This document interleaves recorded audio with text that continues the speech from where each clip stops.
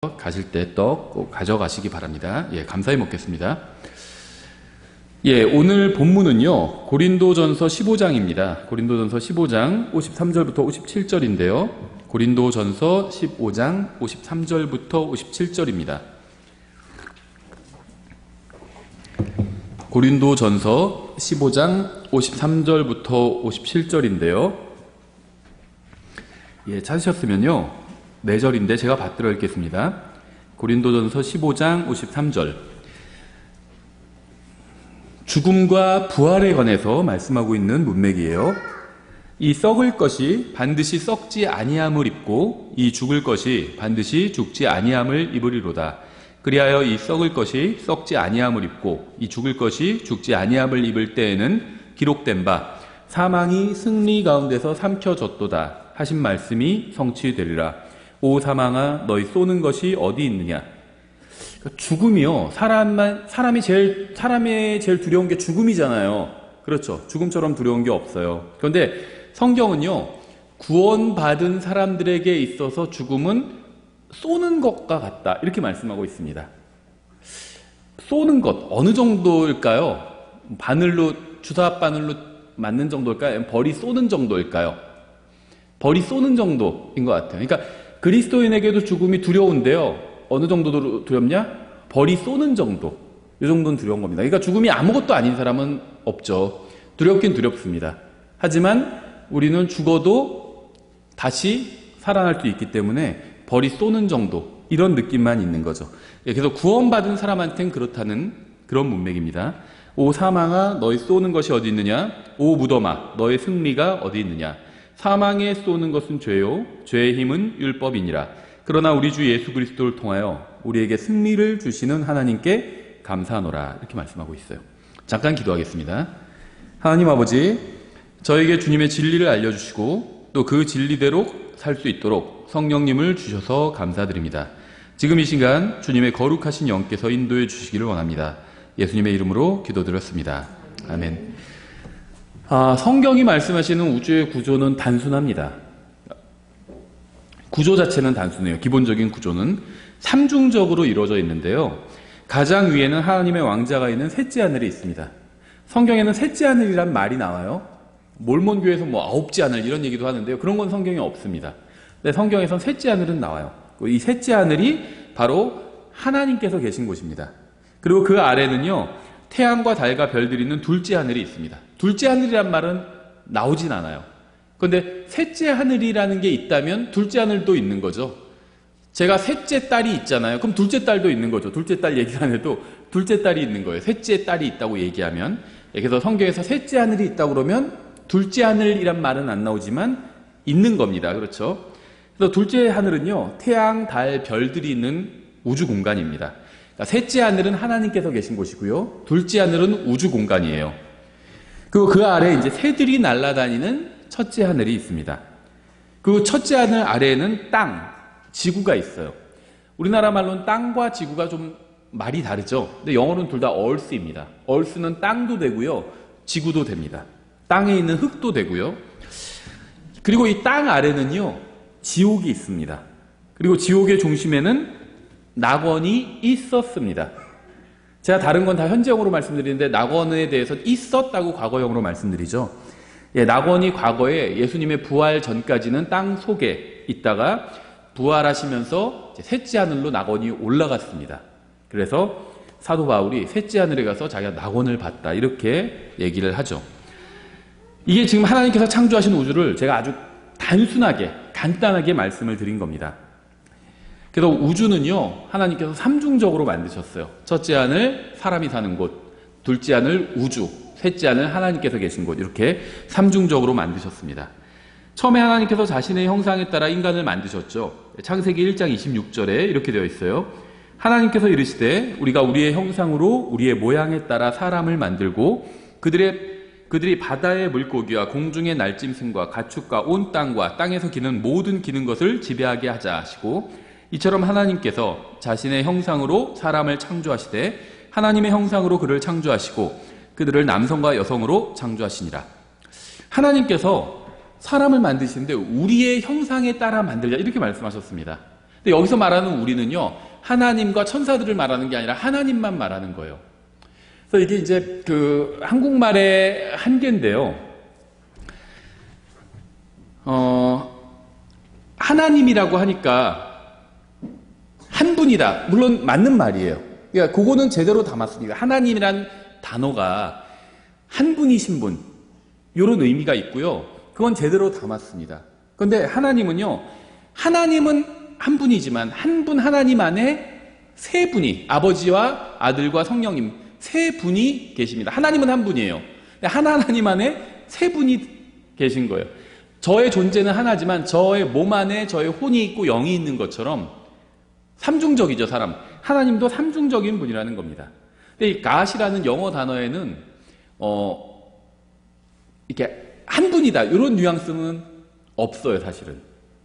그래서 하나님은 한 분이지만 한 하나님 안에 아버지와 아들과 세 분이 계신 겁니다. 그래서 여기서 하나님께서요, 자신의 형상대로 사람을 만들자 이렇게 말씀하셨는데요. 이 형상이라는 것은 키나 몸무게나 머리색이나 피부색 뭐 이런 것이 아니라요, 삼중적인 걸 의미합니다. 삼중적.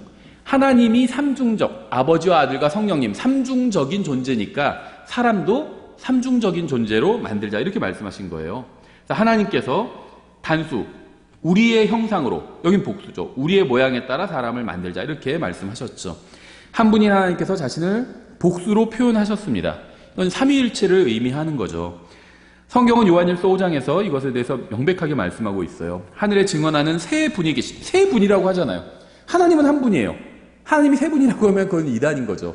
하나님은 한 분입니다. 그런데 하나님, 한 하나님 안에 세 분이 계신데요. 그렇다고 세 분이 3분의 1 하나님은 아니에요. 아버지도 온전한 하나님이고 아들도 온전한 하나님이고 성령님도 온전한 하나님입니다. 하지만 하나님은 한 분이에요. 그러니까 이거는 더하기가 아니라 곱하기인 거죠. 1 곱하기 1 곱하기 1은 1인 것처럼 아버지도 100% 하나님, 아들도 100% 하나님, 성령님도 100% 하나님인데 하나님이 세 분이 아니라 한 분인 겁니다. 하늘에 증언하는 세 분이 계시니 곧 아버지와 말씀과 성령님이시라. 또 이 세 분은 하나이시니라. 이렇게 말씀하고 있죠. 이게 이해하기가 어려워요. 왜 그러냐면요, 하나님의 존재에 대해서 말씀하고 있기 때문입니다. 하나님께서, 예수님께서 다른 것에 대해서 말씀하실 땐 우리가 쉽게 이해할 수 있는 것도 있어요. 그러니까 성경에 뭐 정확히 얘기할 수는 없지만 그냥 제가 이제 오랫동안 성경을 믿어오고 읽어오고 가르쳐 보면서 드는 생각은 성경의 90%는 사람이 머리로 이해할 수 있습니다. 근데 나머지 10%는 이해되지 않아요. 근데 그 10% 중에는 하나님에 관한 것들이 있는데요. 하나님에 관한 것들은 잘 이해가 되지 않습니다. 왜 그러냐면 우리보다 훨씬 더 크신 분이기 때문이에요. 존재가 훨씬 크신 분이 훨씬 작은 존재를 이해하기 쉬운데 반대로 작은 존재가 크신 분을 이해하기는 어렵습니다. 그래서 하나님에 대해서는 이해가 되지 않아요. 그런데 믿을 수는 있습니다. 하나님께서 사람을 그렇게 만드셨어요. 다 이해가 되진 않아도 믿을 수는 있게 만드셨습니다. 그렇죠. 아이들은요, 저를 다 이해하지 못해요. 제가 어떤 걸 사오면은 이거 어디서 사왔는지를 몰라요. 이해를 못합니다. 어디서 이걸 갖고 왔는지를 몰라요. 저는 아이들보다 같은 사람이지만 그래도 존재가 더 크잖아요. 그러니까 저는 아이들을 이해하는데 아이들은 저를 이해하지 못해요. 그렇죠. 그러나 아이들은 믿을 수는 있어요. 뭘 사달라고 그러면 어지간하면은 사주거든요. 아니면 구하기 어렵거나 비싸거나 그러면 대체할 수 있는 것으로 대체해서 갖다 주면서 설명을 해주거든요. 저를 이해하지 못하지만 믿을 수는 있다는 거죠. 비슷하다는 겁니다. 하나님은 세 부분으로 이루어진 분이에요. 삼중적으로 존재하시는 분입니다. 아버지와 말씀과 성령님께서 한 분 하나님인 거죠. 데살로니가전서 5장에 의하면요, 하나님께서 자신의 형상에 따라 인간을 만드셨을 때 영과 혼과 몸으로 만드셨습니다. 5장 23절이죠. 평강의 바로 그 하나님께서 너희를 온전히 하게 거룩히 구별하시기를 원하노라. 내가 하나님께 기도하여 너희의 온 영과 혼과 몸을 우리 주 예수 그리스도께서 오실 때까지 흠없이 보존해 주시기를 구하노라. 예수님께서 인간의 모습을 취하시고 이 세상에 오셨을 때에 대해서 성경은 그분의 머리색이나 피부나 키나 몸무게에 대해서는 말씀하고 있지 않습니다. 어떤 사람들은요, 그래도 아가서에 나온 그 신랑의 모습을 보면 예수님의 그 모습을 추측할 수 있지 않냐. 뭐 머리가 막 검은색이고 뭐 곱슬머리고 뭐 아가서에서 신랑을 표현하는 것들이 있잖아요. 그건 추측이에요. 추측이죠. 그걸 갖다가 예수님의 모습이라고 100% 단정할 수는 없다는 겁니다. 그렇죠? 왜 그러냐면요. 아가서에 나온 그 왕의 모습은요, 신랑의 모습은 전형적인 유대인의 모습입니다. 그렇죠? 근데 예수님은요, 전형적인 유대인의 모습을 하고 있었는지 아닌지 알 수가 없어요. 보통 이제 예수님 그림 같은 거 있잖아요. 그러면 서양인의 그림을 하고 있죠. 그건 예수님의 본 모습은 아닙니다. 근데 아니라고 말하는 게 제가 100% 확신해서가 아니라 모르기 때문이에요. 반대로 요즘은요, 아주 투박한 얼굴에 그 예수님 상상도 같은 게 이렇게 돌아다녀요. 아주 막 중동 사람처럼 생긴. 근데 그것도 알 수 없어요, 사실은. 왜 그러냐면요, 예수님께서 이제 초림하셨을 때, 설교하시고 사역을 하실 때 유대인들이 예수님을 보고 사생아라고 이렇게 주장을 하고요. 또 사마리아 사람이라고 그렇게 얘기했거든요. 사마리아 사람들은 섞인 사람들이에요. 섞인 사람이라고 예수님을 그렇게 얘기했거든요. 그러니까 예수님의 외모가 어딘가 독특했을 수 있어요. 정말 유대인, 중동 사람처럼 생기지 않고 약간은 좀 다르게 생겼을 수도 있다는 거. 알 수 없어요. 그냥 다 추측입니다. 그러니까 이 성경은요, 예수님의 외모에 대해서 단정하고 있지 않아요. 어떻게 생겼는지 몰라요, 우리는. 알 수가 없습니다. 근데 그건 중요하지 않아요. 왠지 아세요? 그게 핵심이 아니기 때문입니다. 우린 예수님이 어떻게 생긴 것 때문에 예수님을 믿는 게 아니거든요. 예수님이 아주 잘생겼지만 이기적이고 사악한 분이라고 생각해보세요. 그럼 누가 믿겠어요, 예수님을? 생긴 게 중요하지 않아요. 그렇죠? 우리가 몸이 아프면 잘생긴 의사 골라서 그 사람한테 가지 않죠. 실력 좋은 의사한테 가죠. 마찬가지예요. 사실 생긴 건 그렇게 큰 의미가 없어요, 하나님께 있어서. 하나님의 형상대로, 예수님께서 인간으로 오셨을 때 예수님은요, 영과 혼과 몸을 가진 인간으로 오셨습니다. 하나님의 형상대로 창조된 인간과 같은 모습으로 오신 겁니다. 이 세상에 영과 혼과 몸으로 오신 하나님의 아들은 육신을 입고 갈보리 십자가에서 못 박히셨어요. 예수님은 인간의 형상이란 말이 성경에 나오는데요. 이미지죠, 이미지. 형상. 이거는요, 외적인 것을 의미하는 거예요. 형상이란 말은. 또 인간의 모양. 이건 라이크니스인데요. 이거는 내적인 것을 의미하는 겁니다. 그래서 인간의 형상과 모양으로 오셨습니다. 예수님께서는 영과 혼과 몸으로 오심으로 외적으로나 내적으로나 모두 인간이 되셔서 이 세상에 오신 겁니다. 예수님의 십자가 대속에 대해서 우리가 좀 생각해 보면요. 이사야서 53장에서 이렇게 말씀하고 있어요. 4절에. 참으로 그는 우리의 고통을 짊어지고 우리의 슬픔을 담당하였거늘. 예수님에 대한 예언이죠. 우리는 그가 매를 맞고 하나님께 맞아 고난을 당한다고 생각하였노라. 그러니까 뭐냐면요, 사람들이 예수님을 보고 자기가 잘못해서 뭐 고난당하는 거 아니야? 이렇게 생각했다는 거예요. 그러나 그는 우리의 범법들로 인해 부상을 당하고 우리의 불법들로 인해 상하였노라. 하지만 예수님께서 고난당하신 거는요, 자기의 죄 때문이 아니라 우리의 죄 때문이라는 거죠. 그가 징벌을 받음으로 우리가 화평을 누리고 그가 채찍에 맞음으로 우리가 고침을 받았도다. 우리는 다 양 같아서 길을 잃고 각각 자기 길로 갔거늘 주께서는 우리 모두의 불법을 그에게 담당시키셨도다. 이렇게 말씀하고 있는데요. 이 마지막 표현 때문에 제가 인용한 건데요. And the Lord has laid on him the iniquity of us all. 이렇게 되어 있어요. laid on him. 우리의 불법을 그분 위에 두셨다는 거죠. 예수님께서 십자가 위에서 죽으실 때 우리의 죄가 그분 위에 놓여졌다는 겁니다. 예수님 위에 놓여진 거예요. 로마서 6장 23절 이렇게 말씀해요. 죄의 삭은 사망이나 하나님의 선물은 예수 그리스도 우리 주를 통해 얻는 영원한 생명이니라. 사람이 죽는 이유가 죄가 있기 때문에 죽는다는 겁니다. 만일 우리의 죄가 예수님 위에 놓여졌다면 예수님 위에도 죄가 있는 거죠. 예수님 안에는 죄가 없어요. 예수님 위에 죄가 놓여진 겁니다. 그리고 그 삭스로 예수님께서 죽으신 겁니다. 그렇다면 우리의 죄가 그분의 위에 놓여졌다는 말의 의미가 뭘까요? 온이라고 되어 있어요. 온. 그렇죠. 우리 예수님 위에. 근데 이 온이라는 말은요, 위기는 위인데 어버브는 아니에요. 그렇죠. 어버브는 그냥 그 위에 있는 거고요. 온은요, 위에 있지만 착 붙어 있는 겁니다. 그래서 온이 사실은요, 위라고 우리가 이렇게 해석을 하잖아요. 근데 사실은 붙어 있다는 말이에요. 착 붙어 있다. 그러니까 제 머리 위에 있으면 이것도 온이죠. 제 몸에 있으면 제 위는 아니고 제 앞에 가슴에 붙어 있는 건데 이것도 온이에요. 파리가 천장에 붙어 있다고 할 때도 온인데 사실은 천장에 위에 있지 않고 천장 아래에 있죠. 붙어 있기 때문에 그것도 온입니다. 그러니까 온은 붙어 있다는 의미예요. 베드로전서 2장 24절 이렇게 되어 있습니다. 친히 나무에 달려 자신의 몸으로 in his own body 그렇게 되어 있어요. 자신의 몸으로 우리의 죄들을 지셨으니 이것은 죄들에 대하여 죽은 우리가 살아서 의에 이르게 하려 하심이라. 그분께서 채찍에 맞음으로 너희가 고침을 받았나니 대신 벌 받아줬다는 거예요. 우리의 죄가 그분 위에 올려졌다는 말은요, 그분의 영이나 혼에 대한 말씀이 아니라 in his own body, 그분의 몸 위에 올려졌다는 겁니다. 그러니까 우리의 죄를 예수님이 담당하셨는데 영이나 혼이 담당한 게 아니라 그분의 몸으로 담당하셨다는 겁니다. 그래서 몸이 죽으신 거예요. 혼이나 영은 전혀 영향을 받지 않은 겁니다. 성경 베드로전서 2장 24절에서 의미를 분명하게 밝혀주고 있는데요. 예수님께서는 우리의 죄를 자신의 몸으로 in his own body, 자신의 몸으로 담당하셨습니다. 여러분과 저의 죄는 모두 예수님의 육체 위에 부어졌어요. 그래서 그분은 자신의 육체로 우리의 죄를 담당하신 겁니다. 예수님의 몸에 여러분과 저의 죄가 부어진 거, 올려진 겁니다. 그래서 그 몸 안에, 그 몸 위에 우리의 죄가 담긴 거예요. 몸으로 우리의 죄를 짊어진 겁니다.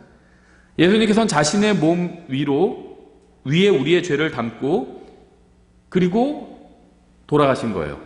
왜냐하면 죄의 삭은 사망이기 때문에. 누구든지 죄를 가지고 있는 사람은 죽어야 하기 때문입니다. 마가복음 15장 이렇게 되어 있어요. 그날은 이제 예수님께서 돌아가신 후입니다. 그날은 예비일 곧 안식일 전날이므로 이제 저녁이 되었을 때 아리마대의 요셉이 와서 담대히 빌라도에게 들어가 예수님의 몸을 간절히 구하니라. 그는 존경받는 공회원이요 역시 하나님의 왕국을 기다리는 자더라. 성령께서 얼마나 정확하게 표현하시는지 보세요. 굉장히 성경은 정확하게 기록되어 있습니다. 성경은 요셉이 빌라도에게 예수님을 구했다고 기록하고 있지 않아요. 요셉은 예수님의 몸을 구했습니다. 몸. 이건 굉장히 중요해요.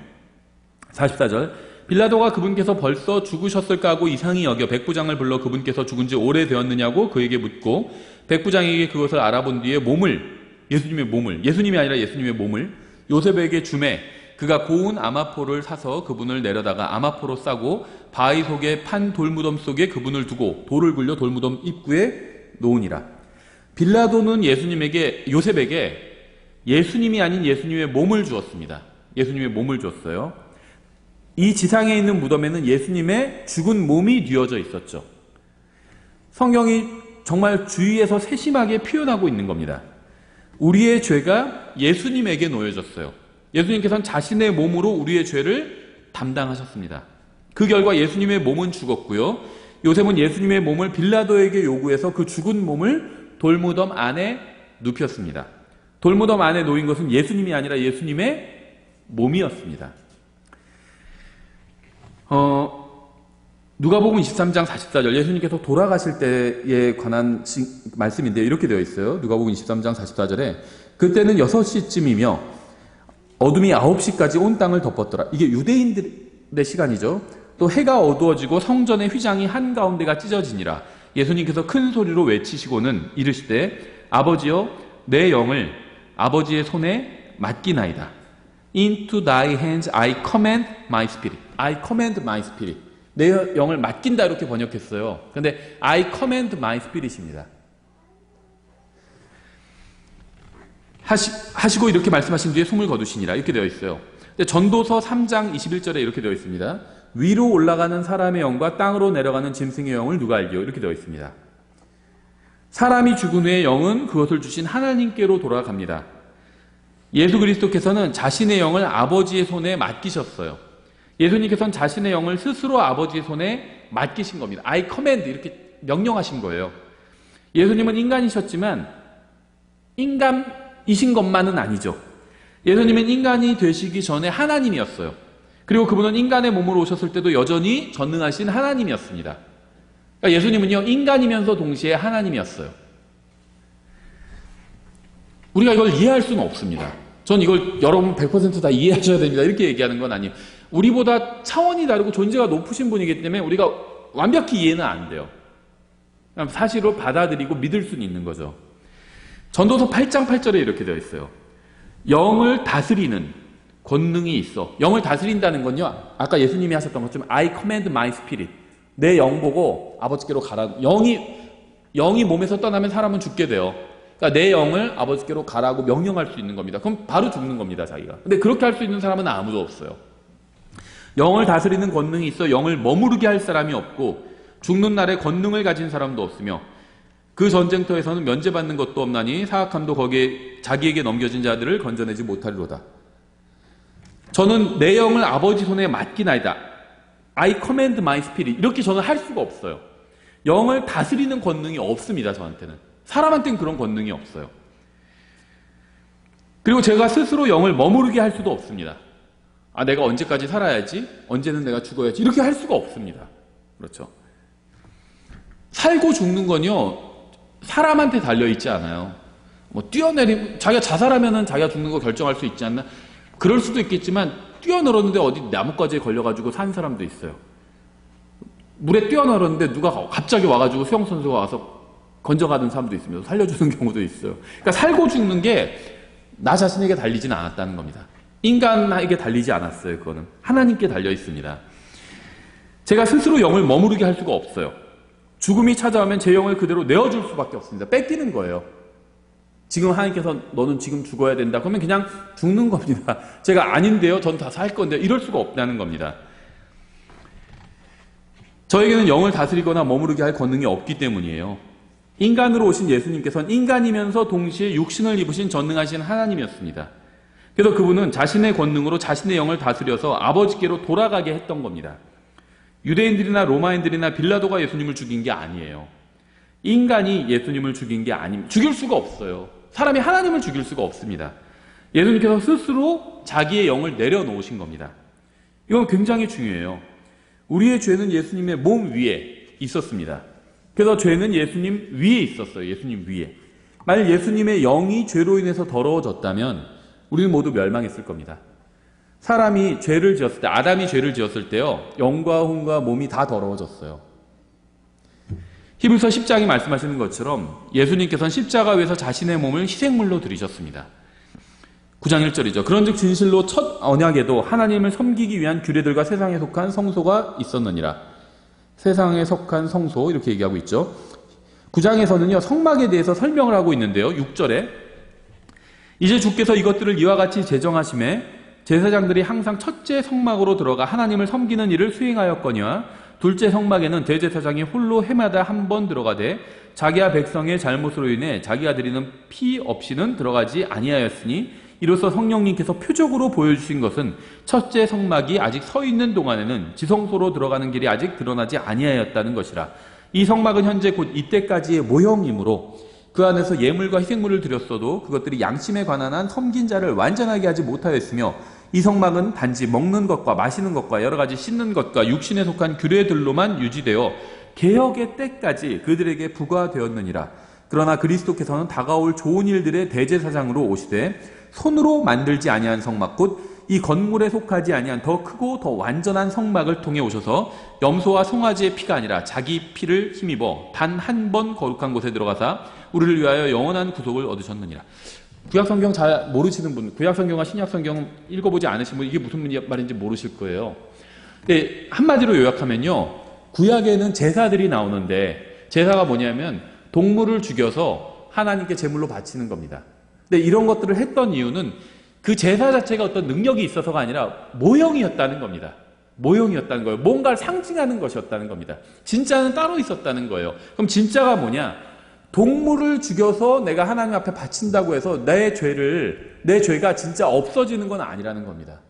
하나님께서 용서는 해주세요. 왜냐하면 동물을 죽여서 하나님께 바치면 하나님께서 용서해 주신다고 했기 때문에 그렇게 하면 용서는 해주십니다.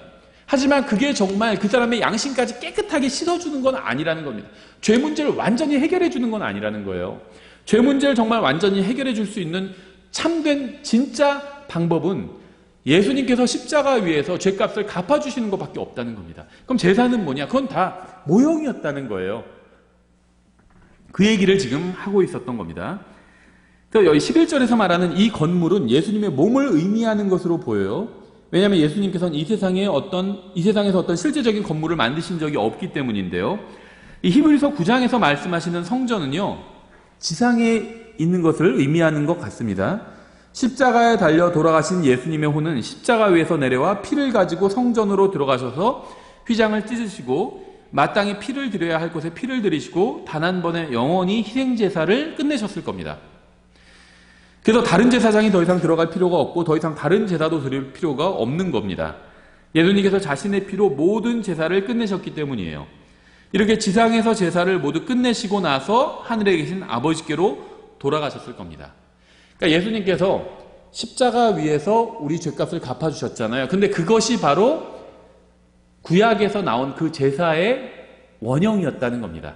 그래서 예수님께서 십자가의 대속을 통해서 구약 성경의 제사에 관한 이 말씀들을 다 이루셨다는 거예요. 지금까지 제 내용을 정리하면 이렇습니다. 예수님의 몸은 무덤에 있었어요. 그리고 예수님의 영은 아버지께로 돌아갔습니다. I command my spirit 하고 돌아가셨어요. 그럼 예수님의 혼은 어디에 계셨을까요? 성경 몇 군데 찾아보면요, 예수님의 혼이 어디에 있었는지 알 수 있는데요. 이 시편 16편 10절은 예수님에 관한 예언인데 이렇게 되어 있습니다. 이는 주께서 내 혼을 지옥에 남겨두지 아니하시고 주의 거룩한 자가 썩음을 보지 아니하게 하실 것이기 때문이니라. 이렇게 말씀하고 있어요. 썩음은 예수님의 몸과 관련이 있는 말이고요. 지옥은 예수님의 혼과 관련이 있는 말입니다. 사람이 죽으면 몸은 썩어요. 혼은 지옥에 갑니다. 그래서 성경에서 썩음이란 말이 나오면 이건 몸과 관련이 있어요. 지옥이란 말이 나오면 99%는 혼과 관련이 있습니다. 몸은 무덤에 들어가서 썩고요. 혼은 지옥으로 가게 됩니다. 이게 모든 사람의, 구원받지 않은 모든 사람의 죽음 이후예요. 구원받지 않은 사람이 죽으면 몸은 썩어요. 혼은 지옥으로 가게 됩니다. 시편 2편 16절이 예수님에 대한 말씀이란 것은 사도행전 2장을 보면 분명해지죠. 사도행전 2장에서 시편 16편을 해설해주고 있잖아요. 너희 이스라엘 사람들아 이 말들을 들으라. 너희 자신도 아는 바와 같이 하나님께서 나사렛 예수님을 통하여 기적들과 이적들과 표적들을 너희 한가운데서 행하사 그분을 너희 한가운데서 하나님의 인정받은 사람으로 삼으셨느니라. 그분께서 하나님의 정하신 계획과 미리 아심을 통하여 넘겨짐에 너희가 그분을 붙잡아 사악한 손으로 십자가에 못 박아 죽였으나 하나님께서 그분을 사망의 고통에서 풀어 일으키셨으니 이는 사망이 그분을 붙들 수 없었기 때문이라. 다윗이 그분에 관하여 말하되 내가 항상 내 얼굴 앞에 계신 주를 미리 보았나니. 그러니까 다윗은요, 예수님을 알고 있었다는 겁니다. 하지만 예수님의 이름은 몰랐어요. 예수님은 알고 있었습니다. 예수님의 이름을 몰랐을 뿐이죠. 그분께서 내 오른편에 계심으로 내가 흔들리지 아니하리로다. 이러므로 내 마음이 기뻐하고 내 혀도 즐거워하였으며 더욱이 내 육체도 소망 중에 안식하리니 이는 주께서 내 혼을 지옥에 남겨두지 아니하시고 시편 인용하고 있죠. 주의 거룩한 자가 썩음을 보지 아니하게 하실 것이기 때문이니라. 그런즉 그는 대언자이므로 하나님께서 이미 자기에게 서약으로 맹세하사, 우리는 다윗이 왕인 줄만 알았죠. 대언자, 프로페시래요. 선지자라는 거죠. 육체에 따라 자기 허리의 열매에서 그리스도를 일으켜서 자기 왕자에 앉히실 것을 알았고 또 이것을 미리 보았으므로 그리스도의 부활에 대하여 말하기를, 예수님의 십자가 죽음을 미리 봤대요, 다윗이. 그렇죠. 그것을 보고 구원받았다는 건 아니에요. 그걸 보여주셨다는 겁니다. 그리스도의 부활에 대하여 말하기를 그의 혼이 지옥에 남겨지지 아니하였고 그의 육체도 썩음을 보지 아니하였느니라 하였느니라. 성경에 기록된 그대로를 의미한다면 예수님의 영이 아버지께로 떠나가셨을 때 예수님의 혼은 지옥으로 가셨습니다. 다만 지옥에서 고통당하신 것은 아니에요. 왜냐하면 예수님이 우리의 죄를 혼으로 지신 것은 아니었거든요. 우리의 죄를 몸으로 지셨어요. 그래서 몸이 십자가 위에서 고통당하셨습니다. 근데 혼으로 지셨다면 혼이 지옥에서 고통당해야 되는데 예수님이 혼이 우리의 죄를 지신 건 아니에요. 하지만 지옥에 다른 목적을 가지고 가셨다는 겁니다. 시편 139편 7절부터 8절 이렇게 되어 있어요. 내가 주의 영을 떠나 어디로 가리이까? 혹은 내가 주의 앞을 떠나 어디로 피하리이까? 내가 하늘로 올라갈지라도 주께서 거기 계시오며 내가 지옥에 내 침상을 펼지라도 보소서 주께서 거기 계시나이다. 하나님께서 지옥에도 계신대요. 근데 하나님은 고통을 당하지 않아서 전지전능하신 하나님이기 때문에 지옥에 계셔도 고통스럽지 않아요. 하나님은. 어떤 사람들은요, 지옥이 하나님과의 영원한 분리다 이런 얘기를 하는데 맞는 말이긴 한데 하나님께서 지옥에 가도 주께서 거기 계시나이다 이렇게 말씀하고 있잖아요. 지옥에도 계세요. 근데 상관없어요. 사람은 하나님께서 지옥에 계셔도 하나님은 전혀 고통이 없고요. 하나님이시니까. 사람의 혼은 거기서 고통을 당하게 됩니다. 여러분은 이 우주 어디에서도 하나님의 인재를 떠나 숨을 수 없어요. 예수님께서는 저의 죄값을 치르셨을 뿐만 아니라 저의 죄를 담당하셨습니다. 십자가 위에서 저의 죄값을 예수님이 몸으로 치러주셨고요. 그뿐만이 아니라 저의 죄를 지옥불로 완전히 제거해 주셨습니다. 그러나 예수님께서 3일 밤낮으로 지하세계에 계실 때 계속 지옥에만 머무셨던 것은 아니에요. 죄를 지옥불로 제거하는데 그렇게 오랜 시간이 걸리지 않았을 겁니다. 그렇다면 예수님께서 지옥에 가셔서 무슨 일을 하셨을까요? 지옥에 간 사람은요, 누구도 그곳으로부터 빠져나올 수 없어요. 그렇죠? 한 번 지옥에 가면 큰인왕자 심판석 앞에 서기 전까지는 빠져나올 수 없습니다. 큰인왕자 심판석 앞에 서서 그 다음에는 불호수에 던져지게 되죠. 지옥 자체도 불호수에 던져지게 되죠. 불호수가 훨씬 더, 불호수는요, 이 지옥과 비교할 수 없을 정도로 훨씬 더 크고 영원한 형벌의 장소고요. 지옥은 큰인왕자 심판석 전까지만 고통을 받는 일시적인 형벌의 장소입니다. 훨씬 규모도 작아요. 지구 안에 있어요. 근데 이 불호수는 지구 밖에 있는 것으로 보여요. 우리가 나중에 한번 살펴볼게요. 거기에 대해서도.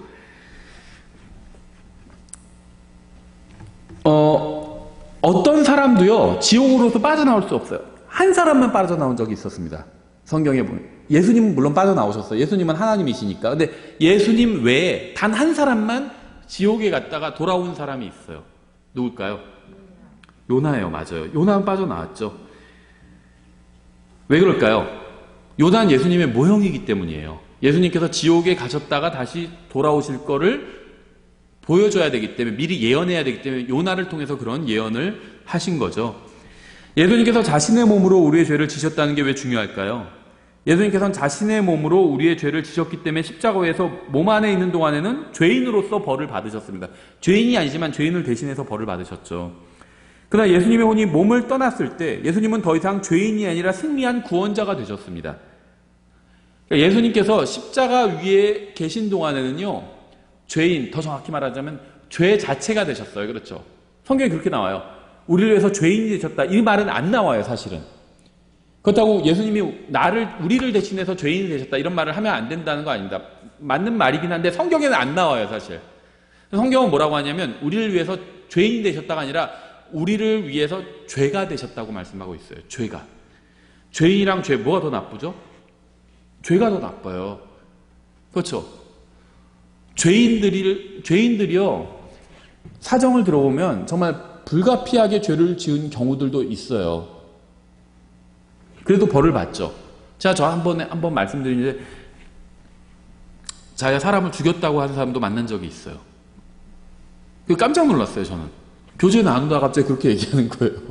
제가 사실 제가 그때 그분한테 뭐 복음을 설명하면서, 만약에, 우리가 사실 다른 살인자나 이런 사람보다는 더 나쁜 사람은 아니잖아. 이런 식으로 얘기했는데, 사실은 제가 사람을 죽인 적이 있어요. 이렇게 얘기해서 깜짝 놀랐어요.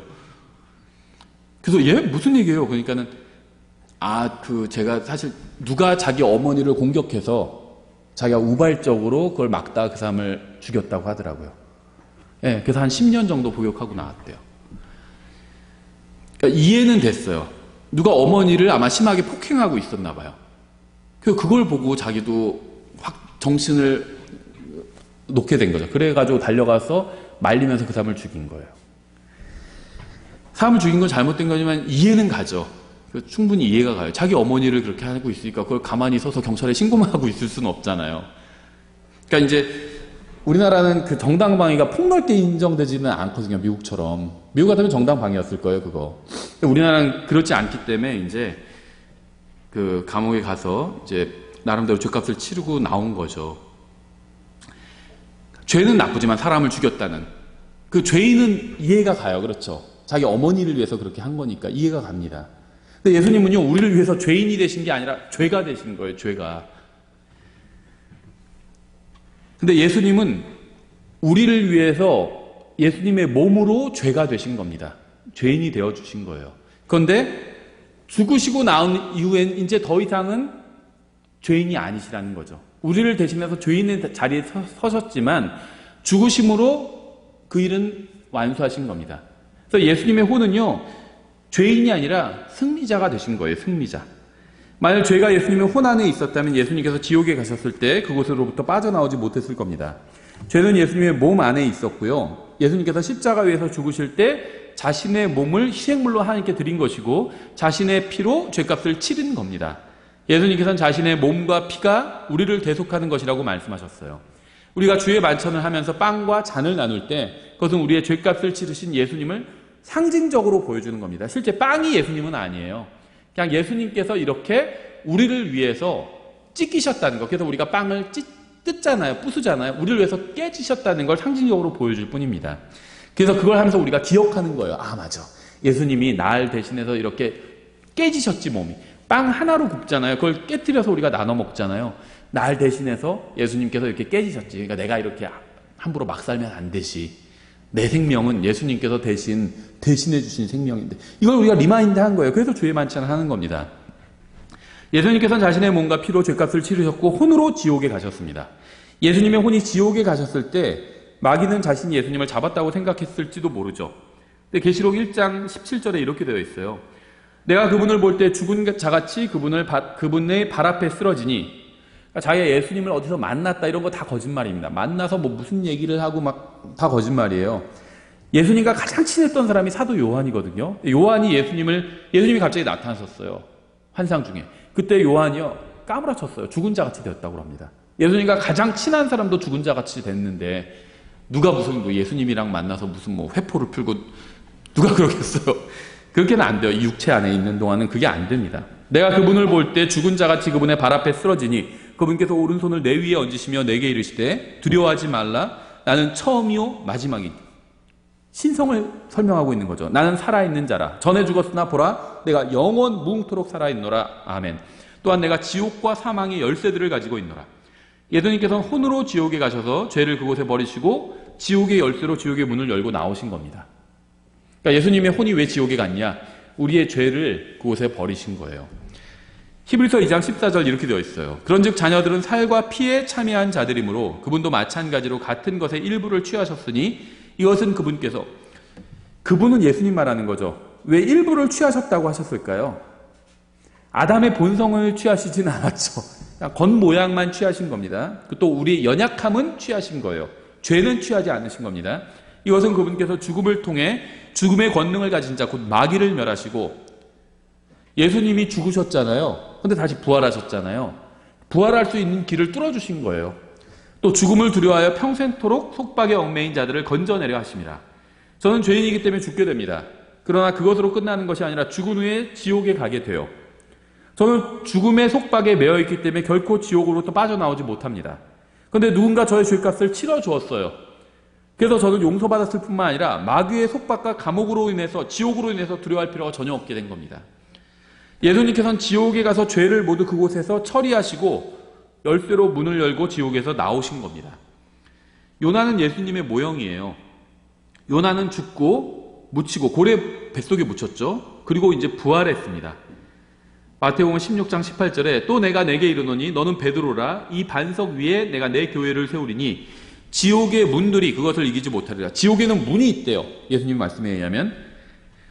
요나서 2장 2절 이르되 요나가 하는 말이에요. 내가 내 고난으로 인하여 주께 부르짖었더니 그분께서 내 말을 들으셨고 내가 지옥의 배 속에서 부르짖었더니 고래 뱃속이 아니에요. 요나의 몸은 고래 뱃속에 있었지만 혼은 지옥에 있었습니다. 요나가 고래랑 지옥을 구분하지 못하는 사람이 아니에요. 대언자예요. 요나는 고래가 뭔지 알고 지옥이 뭔지도 압니다. 내가 지옥의 뱃속에서 부르짖었더니 주께서 내 목소리에 들으셨나이다. 요나의 몸, 고래 뱃속에 있었던 건 요나의 몸이에요. 그래서 어떤 분들은요, 과학적으로 사람이 고래 뱃속에 들어가도 뭐 살 수 있다, 막 이런 거 증명하는 분들인데, 그거 증명할 필요 없어요. 못하러 증명해요. 요나가 고래 뱃속에서 살아있던 게 아니에요.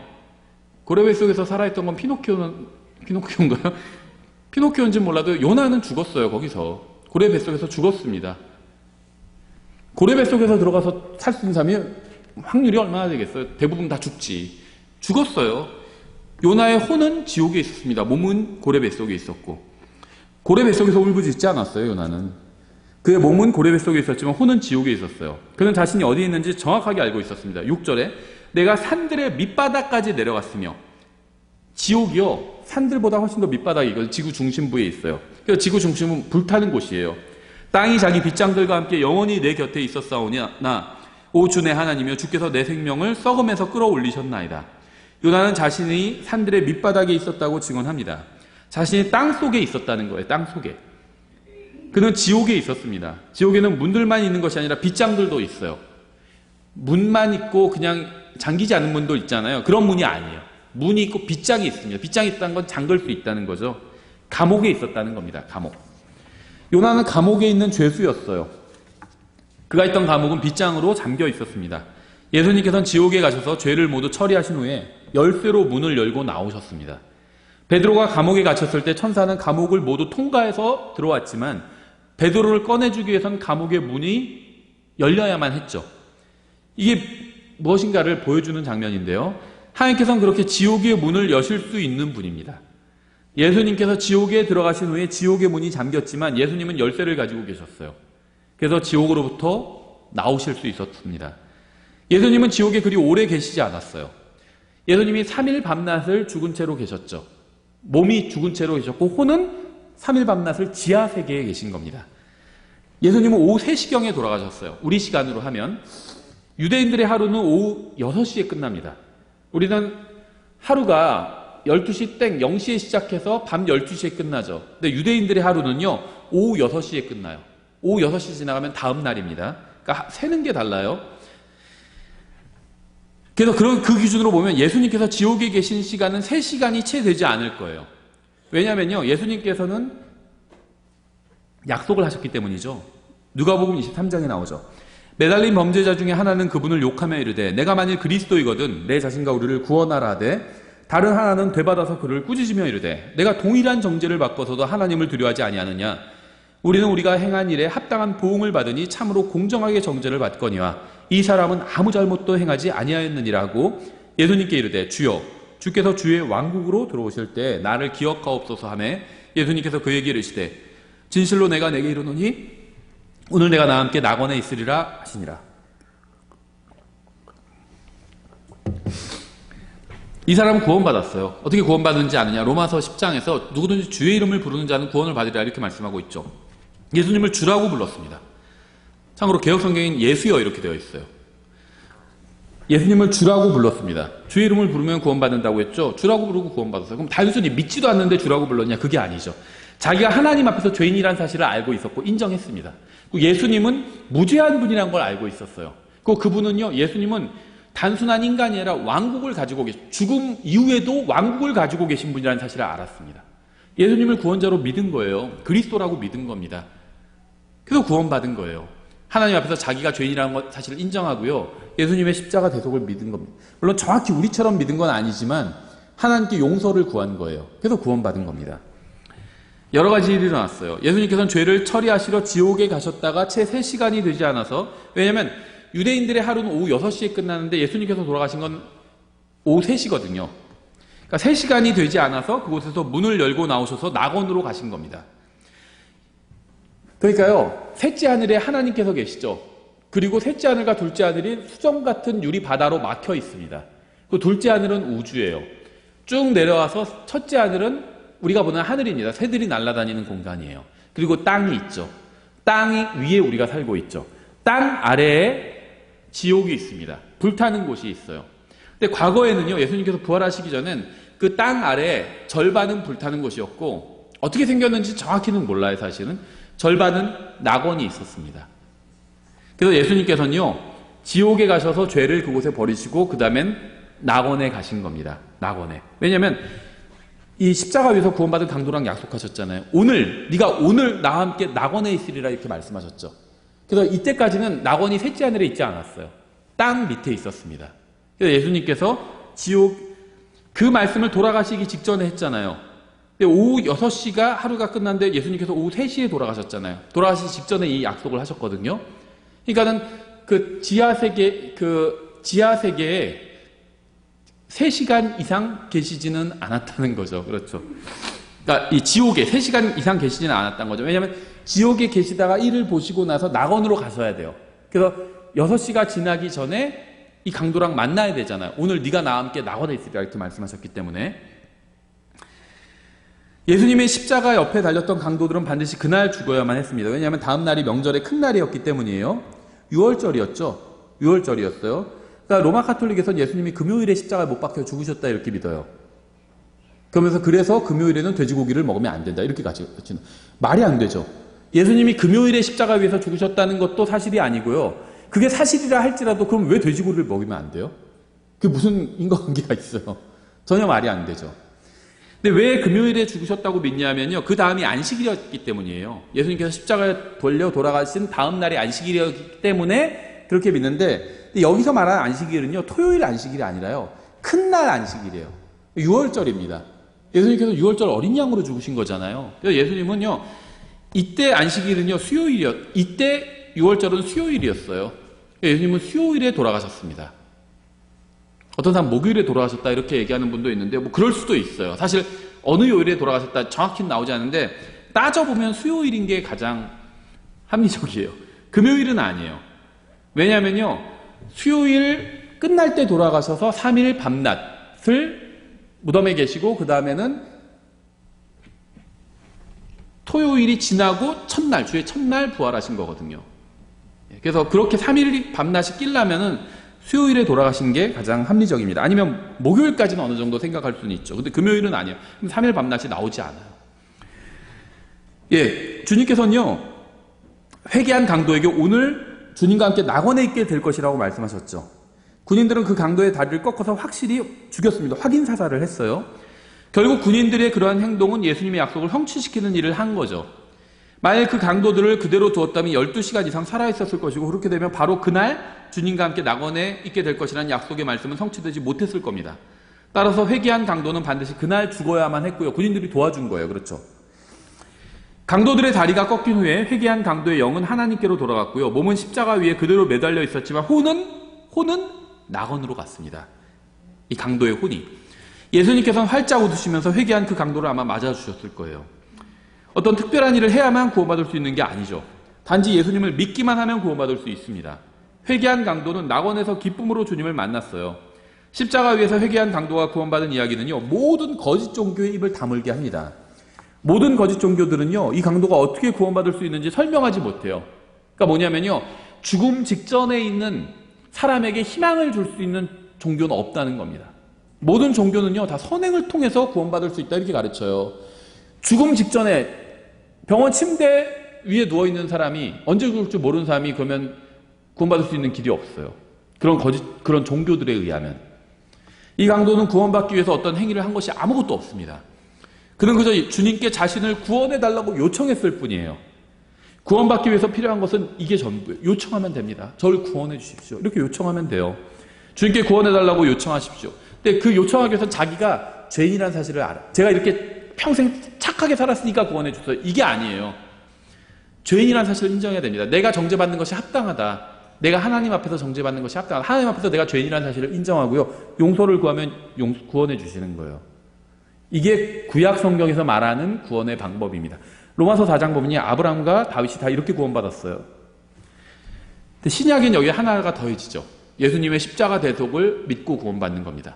십자가 대속만 달랑 믿는 게 아니야. 내가 정말 하나님 앞에서 대단히 훌륭하고 좋은 사람이지만 내가 십자가 믿으니까 하나님께서 나 구원해 주시는 거야. 이게 아니라 내가 똑같아요. 구약이랑. 내가 하나님 앞에서 죄인인데 구약에서는 죄인이란 거 인정하고 용서를 구하면 구원해 주시는데 신약에서는 이제 십자가 대속이 있기 때문에 그 십자가를 믿고 구원받는 겁니다. 누가복음 16장에 보면 19절에 이렇게 되어 있어요. 어떤 부자가 있었는데 그는 자주색 옷과 고운 아마포 옷을 입고 날마다 호화롭게 지내더라. 또 나사로라는 어떤 거지가 있었는데 그는 헌데투성이로 부자의 대문에 누워 부자의 상에서 떨어지는 부스러기로 배를 채우려 하더라. 또한 개들이 와서 그의 헌대를 핥더라. 그 거지가 죽어 천사들에 의해 아브라함의 품으로 옮겨지고 이게 낙원입니다. 아브라함의 품이 다른 말로 하면 낙원이에요. 옮겨지고 그 부자도 죽어 묻히게 되었더라. 나사로는 이 세상에서 가난하게 살다가 가난하게 죽었어요. 하나님을 믿는다고 해서 부자가 되는 것은 아닙니다. 그럼 어떻게 하면 부자가 될까요? 갈라디아에서 나온 것처럼 심음과 거둠의 법칙이 있어요. 뿌린 대로 거두는 겁니다. 뿌린 대로 거두는 거예요. 맞죠? 열심히 일하고요. 하면 부자가 될 수 있어요. 그러니까 부자가 되는 게 세 가지 방법이 있죠. 부잣집에서 태어나든지 첫 번째. 그렇죠?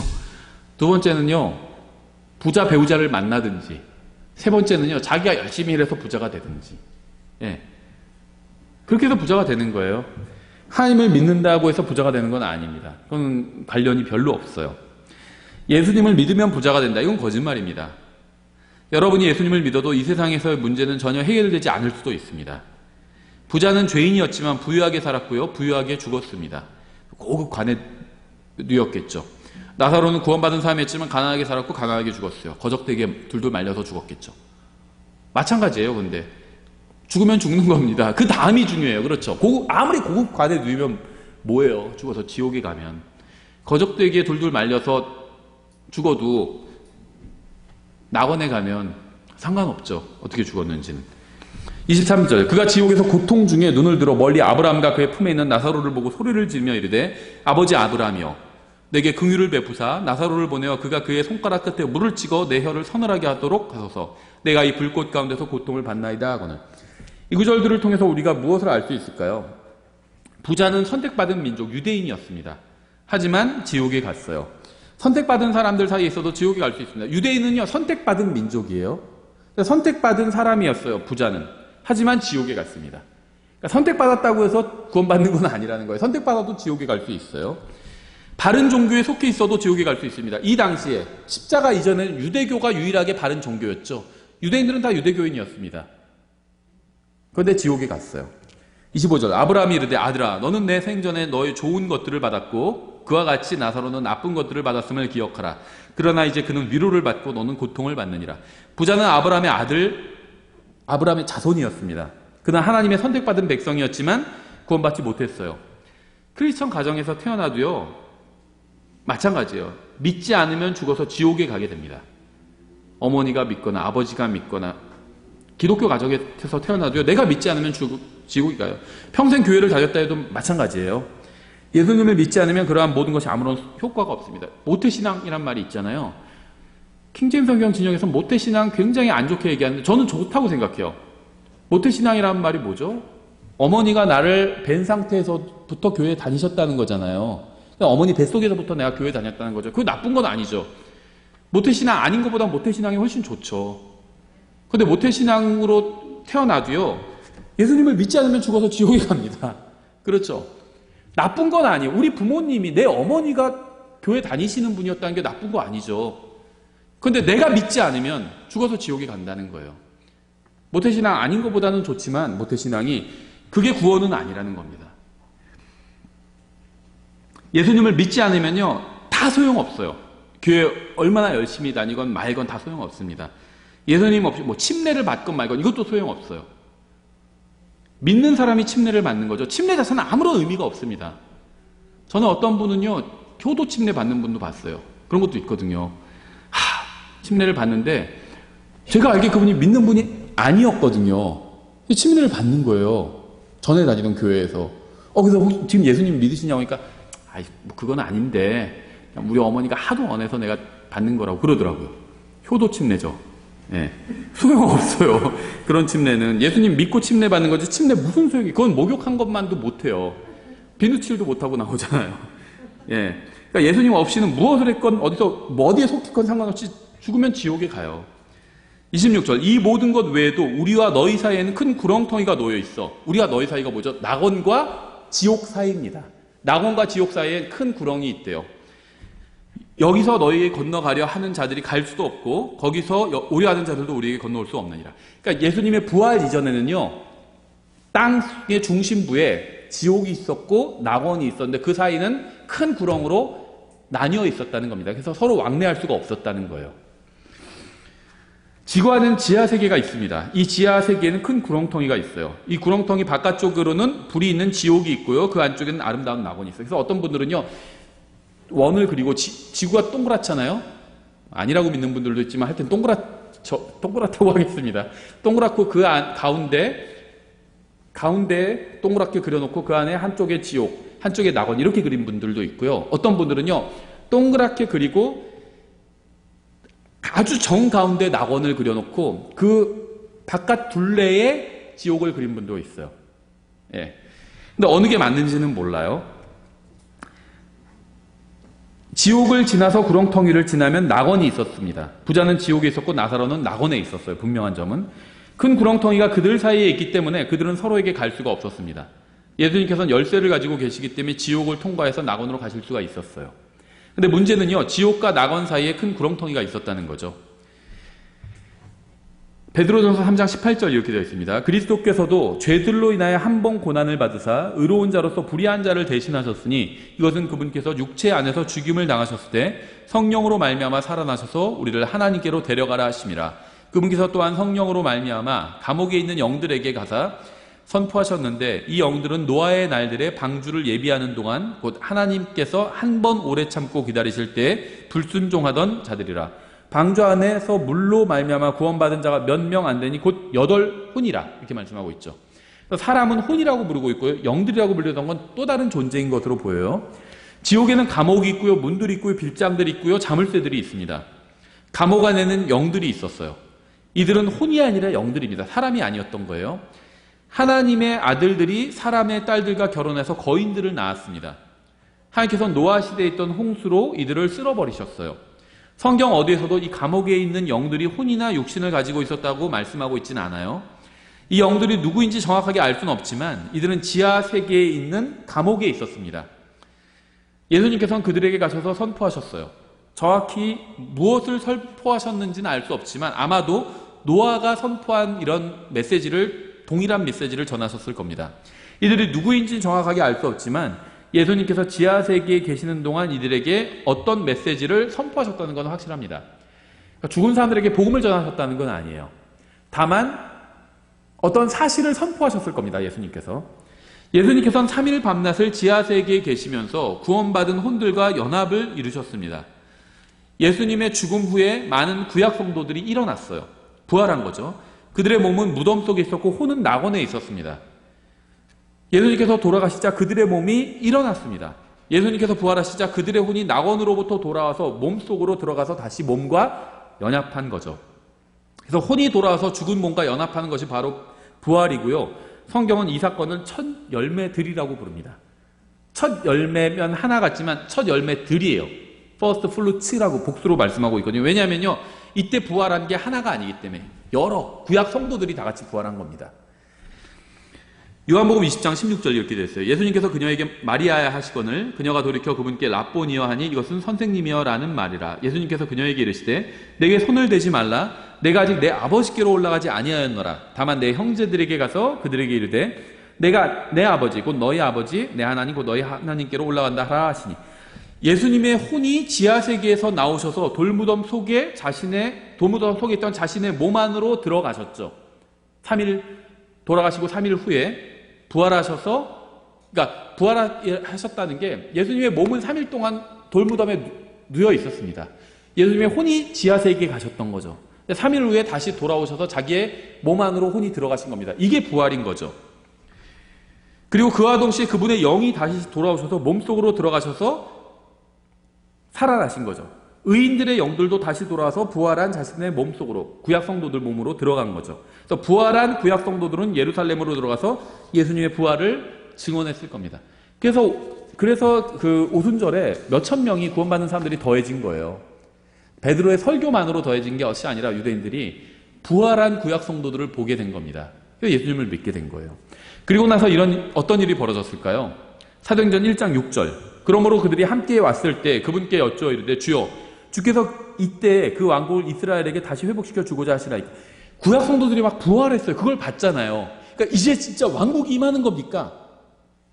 질문한 거죠. 하매 그분께서 그들에게 이르시되 그 때나 그 시기는 아버지께서 자신의 권능 안에 두셨으니 너희가 알 바 아니요. 예수님께서 재림하시는 때, 왕국이 세워지는 때, 이거는 너희가 알 바 아니래요. 알 바 아니라고 하셨는데 자꾸 자기는 안다 이렇게 주장하는 사람이 있다면 그 사람이 거짓말하는 거죠. 예수님께서는 너희가 알 바 아니라고 하셨는데 그 사람 누가 자기가 안다고 얘기해요. 자꾸 그 날을, 그 때를. 그 사람이 거짓말쟁이라는 겁니다. 그래서 저는요, 누가 자기가 예수님 재림의 때를 안다, 뭐 휴거의 때를 안다 이런 사람이 있으면 무조건 그 사람 거짓말쟁이 취급합니다. 저는. 왜냐하면 예수님께서 그 때나 시기는 너희가 알 바가 아니라고 말씀하셨잖아요. 오직 성령님께서 너희에게 임하신 뒤에 너희가 권능을 받고 예루살렘과 온 유대와 사마리아에서 그리고 땅의 맨 끝 지역까지 이르러 나를 위한 증인이 되리라 하시니라.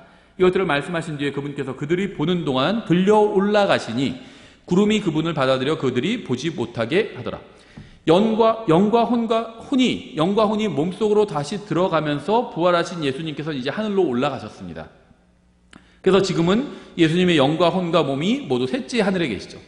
예수님이 죽으시고 3일 동안 지하세계에 혼이 계셨고 몸은 무덤에 누워 계셨고 예수님의 영은 셋째 하늘로 가셨다가 아버지 하나님께로 가셨다가 예수님께서 부활하실 때 예수님의 혼이 몸속으로 들어가고 영도 다시 돌아오셨죠. 그래서 부활하셔서 40일간 지상에서 제자들과 계시다가 40일 후에 승천하셨죠.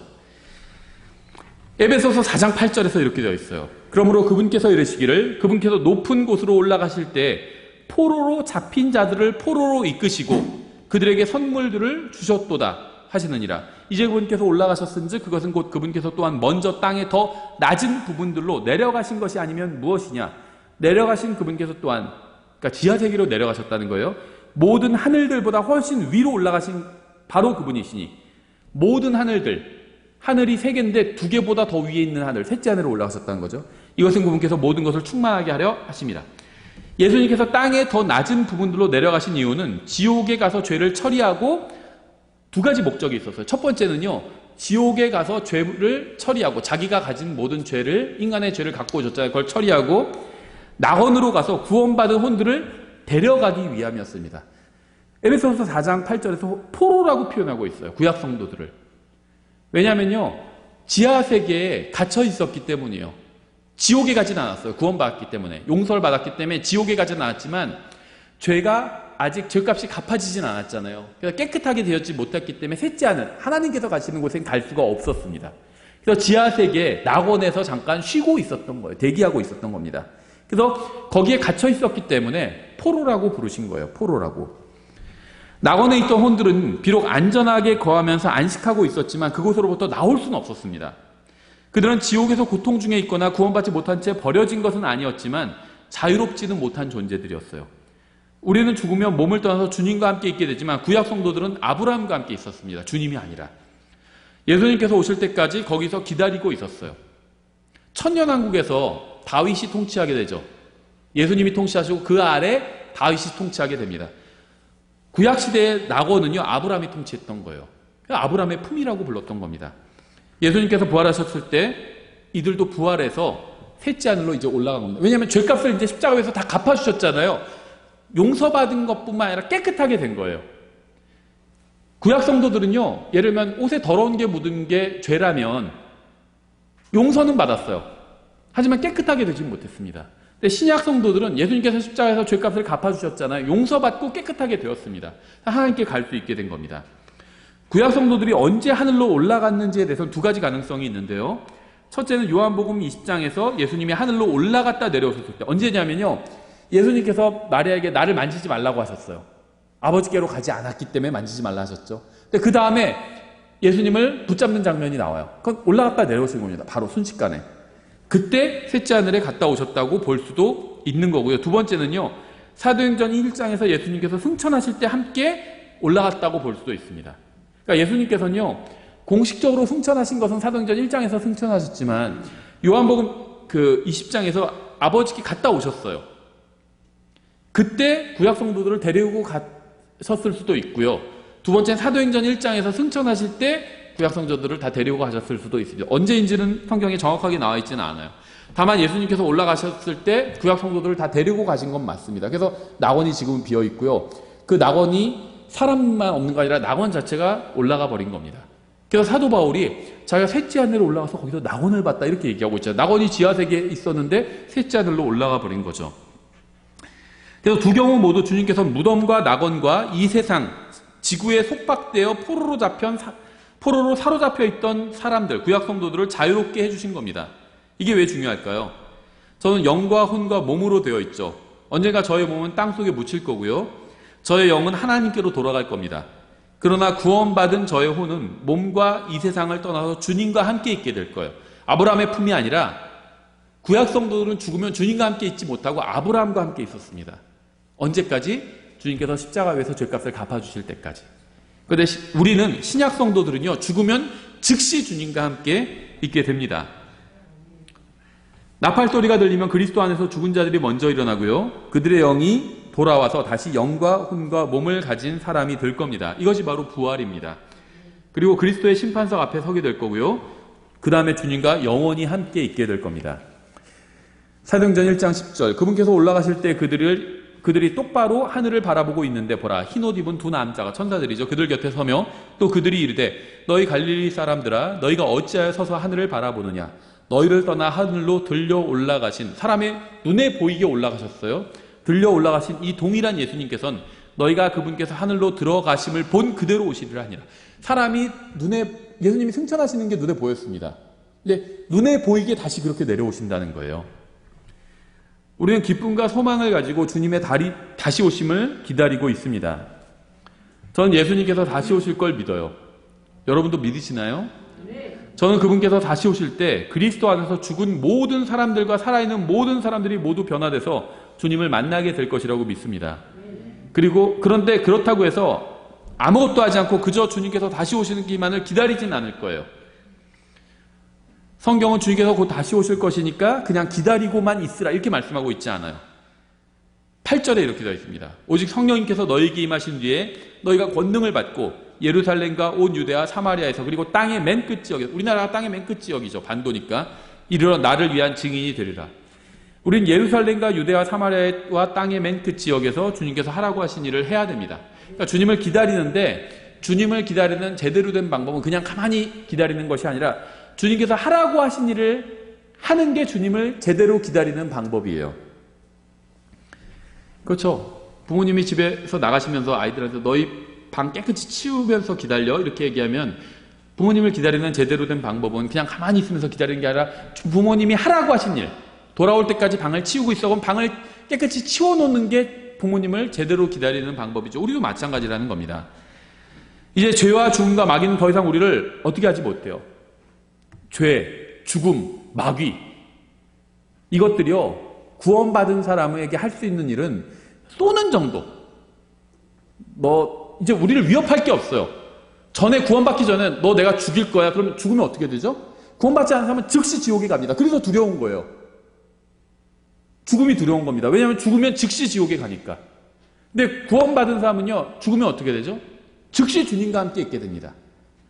그래서 쏘는 거 정도예요. 전에는 그래서 너 내가 죽일 거야 하면 그걸 무서워했는데 이제는 무섭지 않아요.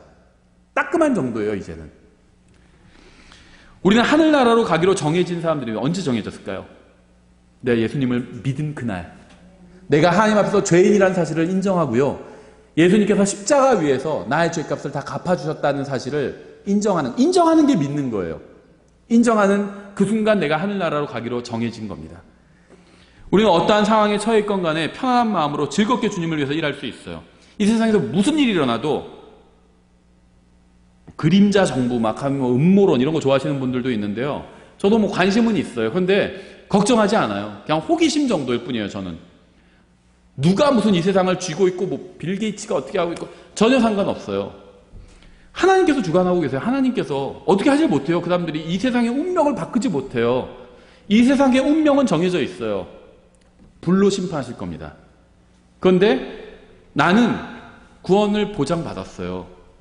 구원받았어요. 이미 영원한 생명을 소유하고 있어요. 예수님을 믿은 그날 하나님께서는 선물로 나에게 영원한 생명을 주셨습니다. 그래서 이제는 이 세상에서 무슨 일이 일어나도요 편안한 마음으로 바라볼 수 있어요. 그러나 조롱하는 마음이 있어서는 안 돼요. 너희들은 다 지옥에 가지 이런 조롱하는 마음이 있어서는 안 돼요. 도와줘야 됩니다. 도와줘야 돼요. 이 세상 사람들을 도와줘야 돼요. 이제 우리에게는 주님을 만날 좋은 날만 남았습니다. 그날이 오기 전까지 열심히 주님을 섬기시기 바랍니다. 주님께서 오실 때까지 주님께서 주신 사명을 완수하시기 바랍니다. 그러니까 먼저 주님께서 나에게 주신 사명이 뭔지를 아셔야 돼요. 뭐였죠? 말씀을 전하라는 거였죠. 예수님을 증언하라는 거예요. 예수님을 증언하는 게 뭐냐면요. 예수님을 모르는 사람에게 예수님을 알려주는 겁니다. 어떻게 알려줘야 될까요? 그분만이 유일한 희망이고 참된 구원자고 나의 모든 죄값을 갚아주신 분이고 이런 거 알려주면 되는 거예요. 다시 오셔서 심판하실 분이고 이거 알려주면 되는 겁니다. 그런 걸 모르는 사람들한테 알려주면 되는 거예요. 그럼 나의 사명이 뭐죠? 내 주위에 있는 그런 걸 모르는 사람들이 바로 나의 사명이에요. 내가 지금 내 서 있는 위치가 우연이 아니에요. 하나님께서 나를 이 위치에 세워주신 겁니다.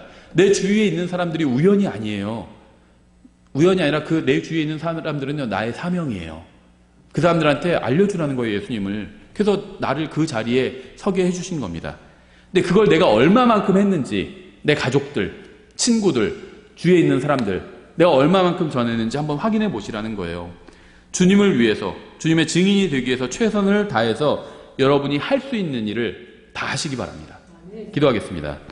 하나님 아버지, 주님께서 주신 승리와 사명으로 인해 감사드립니다. 저희가 이 세상에서 일어나는 일로 인해 염려하거나 근심하거나 두려워하지 말고 오직 주님만을 바라보고 주님을 기쁘시게 하는 일을 할 수 있게 도와주시기 원합니다. 예수님의 이름으로 기도드렸습니다. 아멘.